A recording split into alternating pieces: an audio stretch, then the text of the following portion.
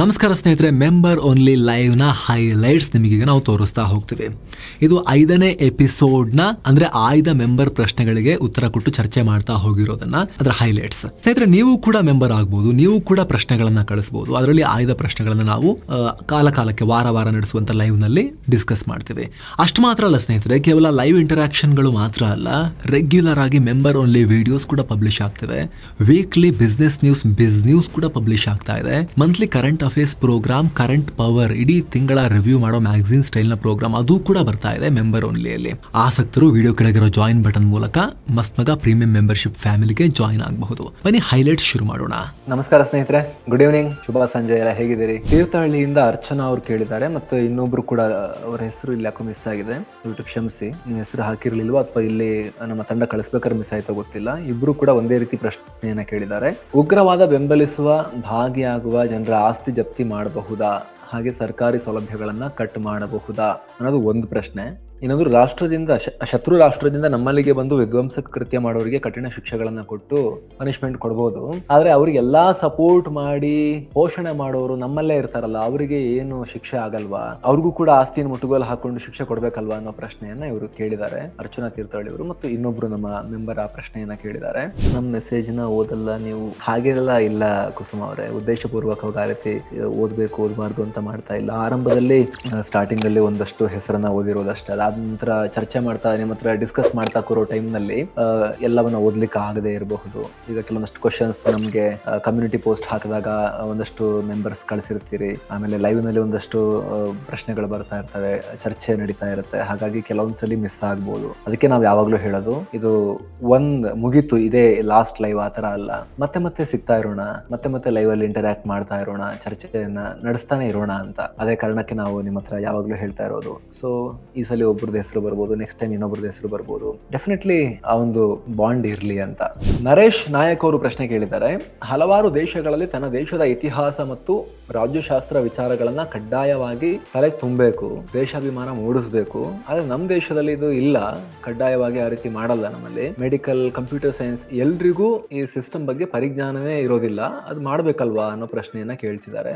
ನಿಜ, personal finance, basics of history ಮತ್ತು ದೇಶದಲ್ಲಿ ಸರ್ಕಾರಗಳು ಹೆಂಗ್ ಫಂಕ್ಷನ್ ಆಗುತ್ತೆ, ನಮ್ದು ಡೆಮೋಕ್ರಸಿಯ ಜ್ಞಾನ ಎಲ್ರಿಗೂ ಇರಲೇಬೇಕು. ನೆಕ್ಸ್ಟ್, ತುಂಬಾ ಗಂಭೀರವಾಗಿರೋ ಪ್ರಶ್ನೆಯನ್ನ ಸೌಜನ್ಯ ನಾಗೇಶ್ ಗೌಡ ಅನ್ನೋರು ಕೇಳಿದ್ದಾರೆ. 1948ರಲ್ಲಿ ಪ್ರಾಮಿಸ್ ಮಾಡಿದಂತೆ ನಾವು ಕಾಶ್ಮೀರದಲ್ಲಿ ಪ್ಲೆಬಿಸೈಟ್ ಮಾಡಬೇಕು ಅಂತ, ಅಂದ್ರೆ ಜನಮತ ಗಣನೆ ಆಗಬೇಕು ಅಂತಿತ್ತಲ್ಲ, ವಿಶ್ವಸಂಸ್ಥೆಗೆಲ್ಲ ಹೋಗಿ ನೆಹರು ಆಮೇಲೆ ಆ ರೀತಿ ಆಯ್ತಲ್ಲ. ಸೊ ಅದು ಆಗಬೇಕು, ಜನ ಡಿಸೈಡ್ ಮಾಡ್ಲಿ ಎಲ್ಲಿರ್ಬೇಕು ಅಂತ.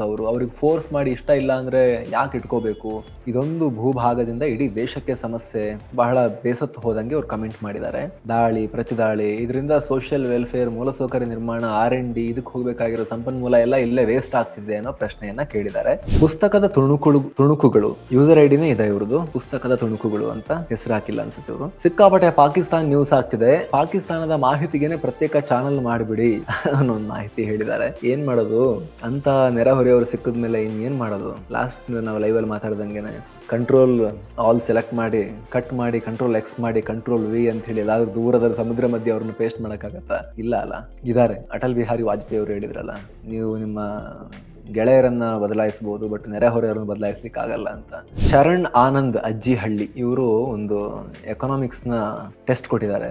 GDP, GNP, NDP, NNP ಬಗ್ಗೆ ವಿವರಿಸಿ ಅಂತ. GDP ಅಂದ್ರೆ ನಿಮ್ಗೆ ಗೊತ್ತೇ ಇರ್ಬೋದು, ಫಸ್ಟ್ ಕೇಳಿದ್ ನೀವು ಯಾವ್ದು, GDP ಅಲ್ವಾ, ಗ್ರಾಸ್ ಡೊಮೆಸ್ಟಿಕ್ ಪ್ರಾಡಕ್ಟ್ ಅಂತ. ಒಂದು ದೇಶದಲ್ಲಿ ನಿರ್ದಿಷ್ಟ ಅವಧಿಯಲ್ಲಿ, ಒಂದು ವರ್ಷದಲ್ಲಿ ಉತ್ಪತ್ತಿಯಾಗೋ ಎಲ್ಲಾ ರೀತಿಯ ಗೂಡ್ಸ್ ಮತ್ತು ಸರ್ವಿಸ್, ಅವುಗಳ ವ್ಯಾಲ್ಯೂಯೇಷನ್. ಬರೀ ಗೂಡ್ಸ್ ಅಲ್ಲ, ಒಂದು ಕಪ್ ಅಂದ್ರೆ ಒಂದು ಗೂಡ್ಸ್ ಆಯ್ತು, ಇದಕ್ಕೊಂದು ಬೆಲೆ ಅಂತ ಇರುತ್ತೆ. ಆದ್ರೆ ಸರ್ವಿಸ್ ಕಣ್ಣಿಗೆ ಕಾಣಲ್ಲ ಅದು, ಆದ್ರೂ ಬೆಲೆ ಇರುತ್ತಲ್ಲ. ನೀವು ಕಟಿಂಗ್ ಶಾಪಿಗೆ ಹೋಗ್ತೀರಿ, ಕಟಿಂಗ್ ಮಾಡಿಸ್ಕೊಂಡು ಹೊರಗೆ ಬರ್ತೀರಿ, ದುಡ್ಡು ಕೊಟ್ಟು ಬಂದಿರ್ತೀರಿ, ಏನ್ ತಗೊಂಡ್ಬಂದಿರ್ತೀರಿ? ಏನೋ ತಂದಿರಲ್ಲ, ಹಂಗ್ ನೋಡಕ್ ಹೋದ್ರೆ ಉದುರ್ಸ್ಕೊಂಡೇ ಬಂದಿರ್ತೀರಿ ಕೂದಲ ಅಲ್ವಾ, ಬಟ್ ನೀವು ಸರ್ವಿಸ್ ಪಡೆದಿದ್ದೀರಿ. ಅಲ್ಲಿ ಡಾಕ್ಟರ್ ಹತ್ರ ಹೋಗ್ತೀರಿ, ಚೆಕಪ್ ಮಾಡಿಸ್ಕೊಂತೀರಿ. ಇವಾಗಂತೂ ಪೇಪರ್ ಅಲ್ಲೂ ಪ್ರಿಸ್ಕ್ರಿಪ್ಷನ್ ಬರಲ್ಲ, ವಾಟ್ಸ್ಆಪ್ ಅಲ್ಲಿ ಬರಕ್ ಶುರುವಾಗಿದ್ದಾವೆ. ಅಲ್ಲೂ ಕೂಡ ಅದು ಗೂಡ್ಸ್ ಮೂವ್ಮೆಂಟ್ ಇಲ್ಲ, ಸರ್ವಿಸ್ ಬಂದಿದ್ದೀರಿ ನೀವು ಅಲ್ವಾ. ಥಿಯೇಟರ್ಗೆ ಹೋಗಿದ್ದೀರಿ, ಮೂವಿ ನೋಡಿದಿರಿ, ಹೊರಗೆ ಬಂದ್ರಿ, ದುಡ್ಡು ಕೊಟ್ಟು ಬಂದಿದ್ದೀರಿ, ಬಟ್ ಏನ್ ತಗೊಂಬಂದ್ರಿ? ಎಕ್ಸ್ಪೀರಿಯನ್ಸ್ ತಗೊಂಬಂದ್ರಿ ಅಷ್ಟೇ. ಸರ್ವಿಸ್ ಅವೆಲ್ಲ ಸರ್ವಿಸ್ ಸೆಕ್ಟರ್. ಸೊ ಅಲ್ಲೂ ಕೂಡ ದುಡ್ಡಿನ ಓಡಾಟ ಇರುತ್ತೆ. ಗೂಡ್ಸ್ ಮೂವ್ಮೆಂಟ್ ಆದಾಗಲೂ ದುಡ್ಡಿನ ಓಡಾಟ ಇರುತ್ತೆ. ಸೊ ಒಂದು ರಾಷ್ಟ್ರದಲ್ಲಿ ಒಂದು ವರ್ಷದಲ್ಲಿ ಉತ್ಪತ್ತಿಯಾದ ಎಲ್ಲ ಸರಕು ಮತ್ತು ಸೇವೆ, ಗೂಡ್ಸ್ ಅಂಡ್ ಸರ್ವಿಸಸ್ ಅಂದ್ರೆ ಒಟ್ಟು ವ್ಯಾಲ್ಯೂಯೇಷನ್ GDP. ನೆಕ್ಸ್ಟ್ ಕೇಳಿದ್ದೀರಾ GNP ಅಂದ್ರೆ ಏನಂತ, ಗ್ರಾಸ್ ನ್ಯಾಷನಲ್ ಪ್ರಾಡಕ್ಟ್. ಇದು ಸೇಮ್ ಅದೇ ರೀತಿ, ಆದ್ರೆ ಇದು ದೇಶದ ಒಳಗೆ ಆಗಬೇಕು ಅಂತಿಲ್ಲ.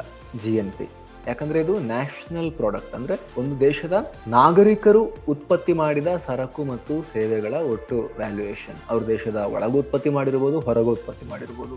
ಹೊರಗೆ ಉತ್ಪತ್ತಿ ಮಾಡಿನೂ ಸರ್ವಿಸ್ ಎಲ್ಲ ಕೊಟ್ಟು ದುಡ್ಡು ಇಂಡಿಯಾ ಕಳಿಸಿರ್ಬೋದು. ಸೊ ಅದೆಲ್ಲ ಸೇರುತ್ತೆ GNP ನಲ್ಲಿ. ಸಿಟಿಸನ್ಸ್ ಇಂದ, ನಾಗರಿಕರಿಂದ ಮಾತ್ರ ಆಗಿರೋದು. ಇನ್ನು ರಕ್ಷಿತ್ ಪ್ರಶ್ನೆ ಕೇಳಿದ್ದಾರೆ, 11:11 ಮಾಸ್ಟರ್ ಸಂಖ್ಯೆಗಳು, ಇದ್ರ ಬಗ್ಗೆ ಹೇಳಿ, ತುಂಬಾ ಕೇಳ್ತಾ ಇದ್ರು ಇದ್ರ ಬಗ್ಗೆ ಅಂತ ಹೇಳಿ.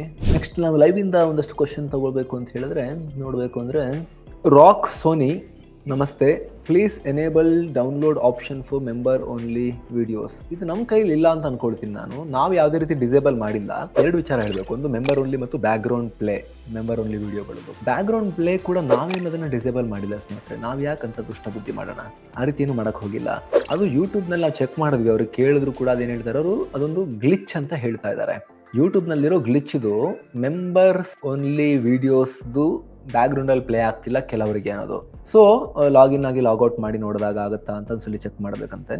ಇಲ್ಲಾಂದ್ರೆ ಆ್ಯಪ್ನ ಅನ್ಇನ್ಸ್ಟಾಲ್ ಮಾಡಿ ಮತ್ತೆ ಇನ್ಸ್ಟಾಲ್ ಮಾಡಿ ಮತ್ತೆ ಲಾಗಿನ್ ಆಗಿ ನಿಮ್ಮ ಅಕೌಂಟ್ ಮೂಲಕ ಅವಾಗ ಹೋಗಿ ಚೆಕ್ ಮಾಡಿದ್ರೆ ಕೆಲವರಿಗೆ ರಿಸಾಲ್ವ್ ಆಗಿದೆ ಅಂತ ಹೇಳ್ತಿದ್ದಾರೆ. ಅದು ಯೂಟ್ಯೂಬ್ನವರೇ ಸರಿ ಮಾಡಬೇಕು.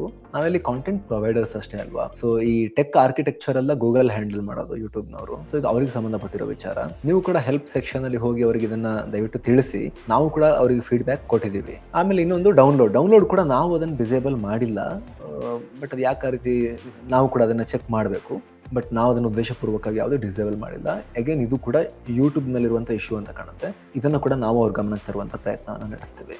ದ ಸ್ವೀಟ್ ಸ್ಟುಡಿಯೋ ಅನ್ನೋ ಯೂಸರ್ ನೇಮಿಂದ ನಾನು ರೋಹಿತ್ ಅಂತ ಸೆಕೆಂಡ್ PUC ಸ್ಟೂಡೆಂಟ್, ರಿಸರ್ವೇಷನ್ ಇಂದ ಎಜುಕೇಶನ್ ಮೇಲೆ ತುಂಬಾ ಪ್ರಭಾವ ಆಗ್ತಾ ಇದೆ, ತುಂಬಾ ಒಳ್ಳೆ ಸ್ಟೂಡೆಂಟ್ಸ್ಗೆ ಮೋಸ ಆಗ್ತಿದೆ, ಇದ್ರ ಬಗ್ಗೆ ವಿಡಿಯೋ ಮಾಡಿ ಅಂತ ಹೇಳಿದ್ದಾರೆ. ಇಲ್ಲಿ ಇಲ್ಲೊಂದು ಕ್ವಶನ್ ಕೂಡ ಬಂದಿದೆ, ಅವ್ರದ್ದು ಯೂಸರ್ ನೇಮ್ ಮಿಸ್ ಆಗಿದೆ. ಇಲ್ಲಿ ಅವರೇ ಹಾಕಿಲ್ವೋ ಅಥವಾ ನಮ್ಮ ತಂಡದಿಂದ ಕಳಿಸ್ಬೇಕಾದ್ರೆ ಅದನ್ನ ಕ್ರಾಪ್ ಆಯ್ತೋ ಗೊತ್ತಿಲ್ಲ. ಏನಂದ್ರೆ ಭಾರತದಲ್ಲಿ ಜಾತಿ ಆಧಾರಿತ ಮೀಸಲಾತಿಗಳನ್ನ ರದ್ದುಗೊಳಿಸೋದು ಸಾಧ್ಯನಾ, ಎದುರಾಗಬಹುದಾದ ಸವಾಲು ಅಥವಾ ಪರಿಣಾಮಗಳು, ಎಲ್ರಿಗೂ ಸಮಾನತೆ ಮತ್ತು ಅವಕಾಶಗಳನ್ನ ಕೊಡೋಕೆ ಬಳಸಬಹುದಾದ ಪರ್ಯಾಯ ಮಾರ್ಗಗಳ ಬಗ್ಗೆ ಚರ್ಚಿಸುವಂತ ವಿಡಿಯೋವನ್ನ ಮಾಡಬಹುದಾ ಅಂತ.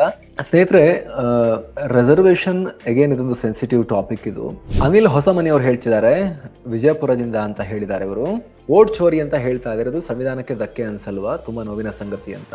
ನೋಡಿ, ಈ ಡೆಮೋಕ್ರಸಿ ಇದೆ ದೇಶದಲ್ಲಿ, ಪ್ರತಿಯೊಬ್ಬರಿಗೂ ಕೂಡ ಟೀಕೆ ಟಿಪ್ಪಣಿ ಮಾಡೋಕೆ ಅವಕಾಶ ಇರುತ್ತೆ. ಆದ್ರೆ ವಿಪಕ್ಷ ನಾಯಕರಂತಹ ಸ್ಥಾನದಲ್ಲಿ ಕೂತಿರೋರು, ದೇಶದಲ್ಲಿ ಡೆಮೋಕ್ರಸಿನೇ ಇಲ್ಲ, ವೋಟ್ ಕದ್ದು ಚುನಾವಣೆ ನಡೀತಿದೆ ಅಂತ ಆರೋಪಗಳನ್ನ ಮಾಡೋ ಟೈಮ್ನಲ್ಲಿ ಗಂಭೀರವಾದ ಸಾಕ್ಷ್ಯಗಳನ್ನ ಕೊಡಬೇಕಾಗತ್ತೆ. ಚುನಾವಣಾ ಆಯೋಗನೇ ಇಲ್ಲಿ ಎಲೆಕ್ಷನ್ ಹೈಜಾಕ್ ಮಾಡ್ತಿದೆ ಅಂತ ಹೇಳ್ಬೇಕಾದ್ರೆ ಗಂಭೀರವಾಗಿರೋ ಸಾಕ್ಷ್ಯಗಳನ್ನ ಕೊಡಬೇಕಾಗತ್ತೆ. ಯಾಕಂದ್ರೆ ಗಂಭೀರ ಆರೋಪ ಅದು. ಅವರು ಪ್ರೆಸ್ ಮೀಟ್ ಮಾಡಿದಾಗ ಕೊಟ್ರಲ್ವಾ ಅಂತ ಕೆಲವರು ಕೇಳಬಹುದು. ಪ್ರೆಸ್ ಮೀಟ್ ಮಾಡಿದಾಗ ಚುನಾವಣೆಯ ಮತದಾರರ ಪಟ್ಟಿಯಲ್ಲಿರೋ ಲೋಪದೋಷಗಳನ್ನ ಅವ್ರು ಎತ್ತಿ ಹಿಡಿದ್ರು. ಮತದಾರರ ಪಟ್ಟಿಯಲ್ಲಿ ಲೋಪದೋಷ ನಮ್ಮಲ್ಲಿ ಇದೆ, ಡೆಫಿನೆಟ್ಲಿ ಇದೆ, ಸಿಕ್ಕಾಪಟ್ಟೆ ಲೋಪದೋಷ ಇದೆ, ಮುಂಚಿನಿಂದಲೂ ಕೂಡ ನಮ್ಮಲ್ಲಿ ಇದೆ.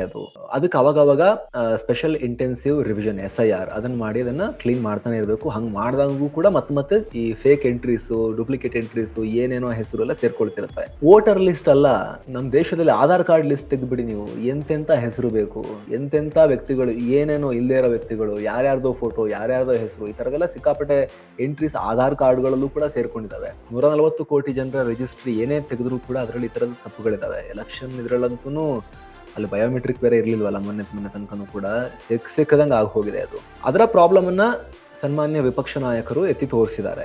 ಆದ್ರೆ ಅದು ಎವಿಡೆನ್ಸ್ ಆಗಲ್ಲ ವೋಟ್ ಚೋರಿಗೆ ಎವಿಡೆನ್ಸ್ ಯಾವಾಗ ಆಗುತ್ತೆ ಅಂತ ಹೇಳಿದ್ರೆ, ಅದರಲ್ಲಿರೋ ಡೂಪ್ಲಿಕೇಟ್ ಎಂಟ್ರೀಸ್ ಎಲ್ಲ ಬಂದು ನಿರ್ದಿಷ್ಟ ಪಕ್ಷಕ್ಕೆ ವೋಟ್ ಮಾಡಿದ್ದಾರೆ, ಎಕ್ಸ್ಟ್ರಾ ವೋಟರ್ಸ್ ಬಂದು ಅನ್ನೋದು ಸಾಬೀತಾದಾಗ. ಅದಕ್ಕೆ ಎವಿಡೆನ್ಸ್ ಇದುವರೆಗೂ ಇಲ್ಲ, ಅದಕ್ಕೆ ಎವಿಡೆನ್ಸ್ ಬೇಕು.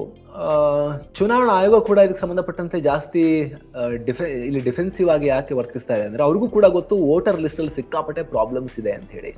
ರಾಹುಲ್ ಗಾಂಧಿ ಮಾಡಿರೋ ಆರೋಪಗಳನ್ನ ವೋಟರ್ ಲಿಸ್ಟ್ ಅಲ್ಲಿ ಪ್ರಾಬ್ಲಮ್ ಇಲ್ಲ ಅಂತ ಹೇಳಕ್ ಅವ್ರಿಗೂ ಕೂಡ ಆಗಲ್ಲ. ಯಾಕಂದ್ರೆ ಅವ್ರಿಗೆ ಗೊತ್ತು ವೋಟರ್ ಲಿಸ್ಟ್ ಅಲ್ಲಿ ಪ್ರಾಬ್ಲಮ್ ಇದೆ ಅಂತ ಹೇಳಿ, ಸಿಕ್ಕಾಪಟ್ಟೆ ಪ್ರಾಬ್ಲಮ್ ಇದೆ ಅಂತ ಹೇಳಿ. ಇನ್ನು ಕಾರ್ತಿಕ್ ಮಂಗಳೂರು, ಜರ್ನಲಿಸಂ ಬಗ್ಗೆ, ನಮ್ಮ ದೇಶದ ಪತ್ರಿಕೋದ್ಯಮದ ಬಗ್ಗೆ ಅಭಿಪ್ರಾಯ ಏನು ಅಂತ ಪ್ರಶ್ನೆಯನ್ನ ಕೇಳಿದಿರಿ. ಪತ್ರಕರ್ತರ ಹತ್ಯೆಗಳು ನಡೀತಾ ಇದಾವೆ, ಜನ ಒಂದು ವಾರದಲ್ಲಿ ಮರೆತು ಬಿಡ್ತಾರೆ ಇದನ್ನ. ರಾಷ್ಟ್ರೀಯ ಮಾಧ್ಯಮಗಳು ರಾಜಕೀಯ ಪಕ್ಷಗಳಿಗೆ ಮಾರಾಟ ಆಗಿರೋದ್ರ ಜೊತೆಗೆ ಪತ್ರಕರ್ತರು ದೇಶದಲ್ಲಿ ಸೇಫ್ ಆಗಿಲ್ಲ ಅಂತ ನಿಮಗೆ ಅನ್ಸುತ್ತಾ? ಯಾಕಂದ್ರೆ ಕೆಲ ಶಕ್ತಿಶಾಲಿ ಜನರ ವಿರುದ್ಧ ನಿಲ್ಲೋರನ್ನ ಬಹಿರಂಗವಾಗಿ ಹೆದರಿಸ್ತಾರೆ. ನಿಮ್ಮ ಅಭಿಪ್ರಾಯವನ್ನ ಹಂಚಿಕೊಳ್ಳಿ ಅನ್ನೋ ಪ್ರಶ್ನೆಯನ್ನು ಇವರು ಕೇಳಿದ್ದಾರೆ. ಸ್ನೇಹಿತರೆ, ಇದಾಗಿತ್ತು 5ನೇ ಮೆಂಬರ್ ಓನ್ಲಿ ಲೈವ್ ಇಂಟರಾಕ್ಷನ್ ನ ಆಯ್ದ ಅಂಶವನ್ನು ನಿಮಗೆ ತೋರಿಸೋ ಪ್ರಯತ್ನ. ನಿಮಗೂ ಜಾಯ್ನ್ ಆಗೋ ಆಸಕ್ತಿ ಇದ್ರೆ ವಿಡಿಯೋ ಕೆಳಗಿರೋ ಜಾಯಿನ್ ಬಟನ್ ಮೂಲಕ ನೀವು ಮಸ್ತ್ ಮಗ ಪ್ರೀಮಿಯಂ ಮೆಂಬರ್ಶಿಪ್ ಫ್ಯಾಮಿಲಿಗೆ ಜಾಯಿನ್ ಆಗಬಹುದು. ಮತ್ತೆ ಭೇಟಿ ಆಗ್ತಿರೋಣ ಸ್ನೇಹಿತರೆ. ನಮಸ್ತೆ.